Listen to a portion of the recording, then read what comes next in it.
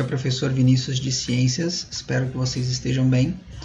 Vou gravar um vídeo para a turma do F2 sobre o roteiro 1, que vocês retiraram em março. O tema do roteiro é desigualdade salarial e eu vou falar sobre a questão 2. Aqui na questão 2 você tem uma tabela e ela coloca o seguinte enunciado. A tabela abaixo mostra a quantidade de funcionários e funcionárias e os salários de acordo com o seu gênero.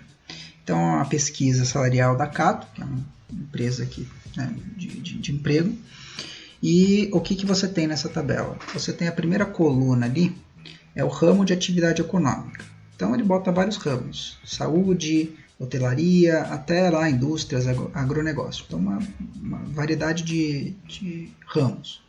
E por último ali ele bota o ranking do ramo com mais mulheres. Então é só para você ver que a ordem que vai aparecer é dos setores que tem mais mulheres para os setores que tem menos mulheres. Então quem estiver lá em cima, por exemplo, saúde e hotelaria, são os que têm mais mulheres. Os que estão lá embaixo são os que têm menos mulheres. Por exemplo, nessa pesquisa, indústrias e agronegócios. Letra A. Segundo a tabela, existem setores onde há predominância de homens e setores onde há predominância de mulheres. Dê 2 exemplos onde essa diferença é maior para cada caso. Então pega lá, 2 setores onde você tem mais mulheres e 2 setores onde você tem menos mulheres. Só olhar na tabela, ler a tabela e jogar na resposta. B. Nos setores onde as mulheres são maioria, elas recebem salários maiores? Então você vai lá ver onde tem a maior porcentagem de mulheres e ver qual que é a média salarial daquelas mulheres naquele setor. Será que a média salarial delas é maior do que a dos homens? Esse termo média salarial vai ser importante para a gente entender os próximos tópicos. Para a gente não cair no erro, a gente chama de evidência anedótica, que é eu perceber aquilo que eu vivi ou que eu já escutei e tomar isso como parâmetro para um cenário maior. E a letra D, eu vou exibir alguns dados aqui para a gente entender um pouco o raciocínio dessa tabela, né? A gente consegue ver que em vários setores, mesmo com a predominância de mulheres, elas têm uma média salarial menor.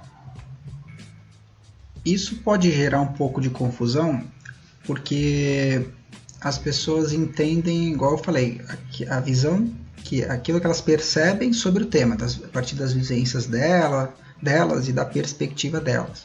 Então, por exemplo, eu já conversei com um aluno que ele falou, professor, mas eu nunca vi essa diferença entre salário de homem e mulher, porque na empresa que eu trabalhava, os homens ganhavam as mesmas coisas, o mesmo valor que as mulheres. Mas aí entram alguns detalhes, aquilo que eu falei, a gente tem que ver de uma forma mais macroscópica, não analisando caso a caso, mas analisando um perfil regional ou nacional. Para exemplificar isso, eu vou pegar ali o setor de saúde, né? E a gente vai analisar dois grupos dentro desse setor. Então, imagina um setor hospitalar, né? Imagina um hospital, você tem ali a equipe médica e a equipe de enfermagem. Vou abrir aqui alguns dados na tela para a gente ver isso. Eu abri aqui então o site do Conselho Federal de Enfermagem. É uma notícia de medicina que foi de 2015, que foi feito esse perfil da profissão.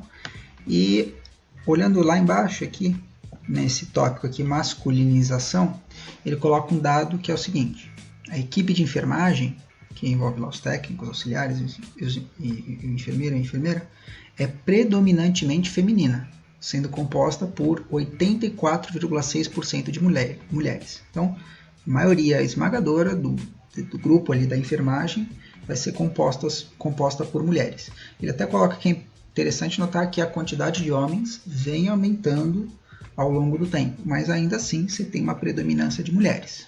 Olhando aqui no tópico renda mensal, nessa mesma página, você tem ali que a renda está em média ali, não passa de R$2.000. Só para ser um pouco mais exato, eu abri o perfil, a pesquisa que ele cita naquela reportagem, que é o perfil da enfermagem no Brasil.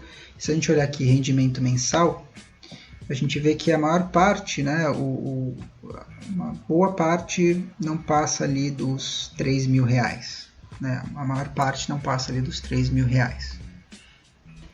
Agora vamos olhar um outro setor. Então a gente vê lá a enfermagem, vamos ver agora os médicos e médicas.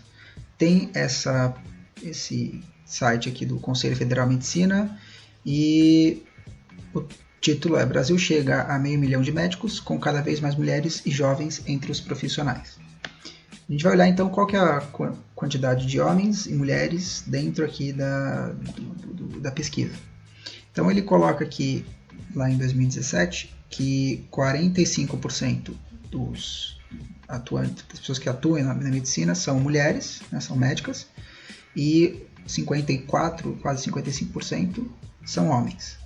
Então, se percebe que há uma predominância de homens em comparação com as mulheres. E que se você olhar lá desde 1910, essa diferença já chegou a quase 87%. Né? Então, 87% eram homens e 13% eram mulheres. E a gente tem que inserir isso, então, dentro de um contexto. Todas as mudanças que ocorreram na sociedade brasileira até a gente chegar a essa quase equivalência, não que vai ter que ficar 50%, 50%, mas que isso reflita a nossa população, né? A quantidade de homens e mulheres na nossa população. Eu procurei dados recentes sobre a média salarial entre médicos e médicas, né, na medicina, e eu não encontrei dados muito recentes. Eu encontrei um dado de 2004 que eu colocava que era em torno de R$6 mil.